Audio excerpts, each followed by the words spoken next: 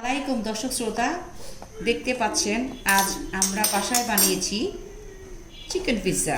ঘরোয়া যেহেতু একটু ক্রাঞ্চি ক্রাঞ্চি ভালো লাগে, অনেক সময় আমরা নর্মাল খাই, আজ বানিয়েছি একটু মুচমুচে টাইপের।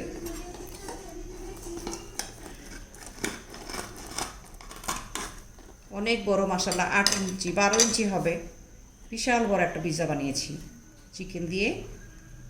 সাথে দিয়েছি কিমা, চিকেন কিমা।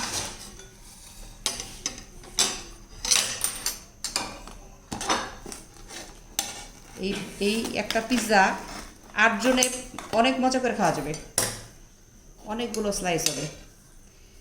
দেখতে মনে হচ্ছে ছোট, কিন্তু বিশাল বড়, মাশাআল্লাহ, বিশালের বিশাল। আরও প্লেট দিয়ে অনেকে মিলে খাবো আমরা, এক একটা পিস অনেক বড় বড়।